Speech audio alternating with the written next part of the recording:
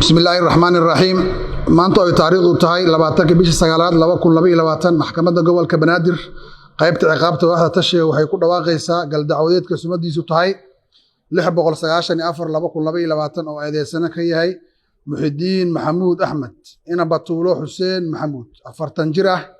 ku dhashay xamar degan Kaaraan kaasi oo lagu eedeynayay qodobada kala ah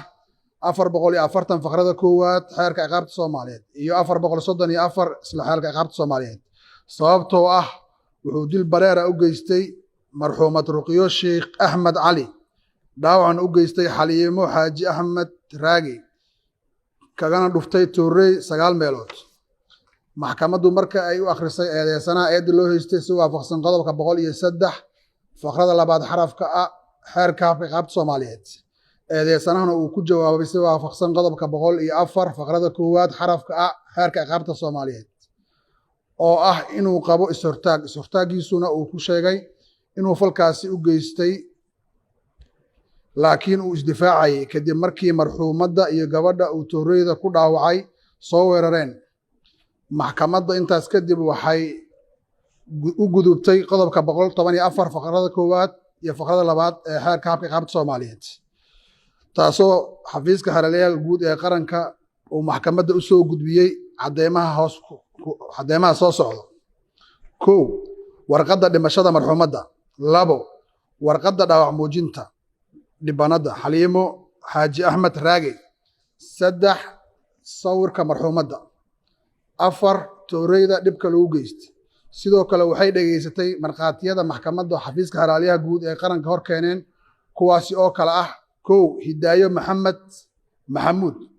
taasi oo maxkamadda ka hor sheegtay inay goobjoog ka ahayd markii falkan dilka iyo dhaawaca dhacayay dhibkaasna u geystay eedeysanaha hor fadhiya maxkamadda 2 maraga labaad oo ah Farxiyo Hilowle Maxamed intaas kadib maxkamadda waxay u gudubtay dooda qareenka difaaca eedeysanaha si waafaqsan qodobka 116 xeerka ciqaabta Soomaaliyeed nuxurka doodiisuna ay ahayd in eedeysanuhu falkaas u geystay isagoo iska difaacayay dhibanayaasha si waafaqsan qodobka 34 xeerka ciqaabta Soomaaliyeed intaas kadib maxkamadda waxay dirtay cadeemo dheeri ah si waafaqsan qodobka 118 xeerka ciqaabta Soomaaliyeed waxaana maxkamadda hor yimid Xaliimo oo ahayd qofkii dhibka dhaawaca loo geystay iyo qof kale oo marqaati ah oo codsaday in maragiisa la qariyo sabab amaan dartiis maxkamaddana waxay ka hor sheegeen inay arkayeen markii marxuumadda Tooreyda uu eedeysanuhu la dhacayay sidoo kale maxkamadda waxay dhageysatay codsiga dhibanaha oo ay maxkamadda hor yimaadeen qoyska marxuumad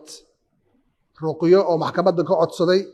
in eedeysanaha maxkamadda hor fadhiyo shariicada islaamka iyo shuruucda kale dalka u yaalla wuxuu ka qabo la marsiiyo maxkamadda markay dhageysatay gabagabada dhinacyada si waafaqsan qodobka 119 xeerka ciqaabta Soomaaliyeed maxkamadda waxa uu cadaatay 1 in dambi dhacay eedeysanuhu yahay qofkii dhibka geystay 2 in dooda difaaca eedeysanaha ahayd inuu isdifaacayay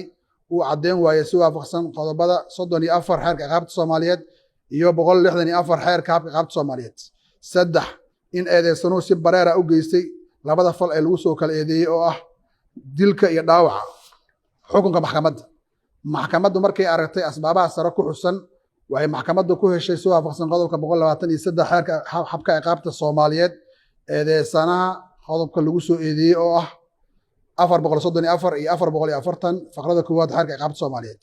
waxayna ku xukuntay dambiile Muxidiin Maxamuud Axmed ina Batuulo Xuseen Maxamuud 40 jir ah ku dhashay xamar degan Kaaraan dil toogasho oo ah qisaastii marxuumad Ruqiyo Sheekh Axmed Cali ina Aamino Maxamuud Cali xukunkan waxaa la gaaray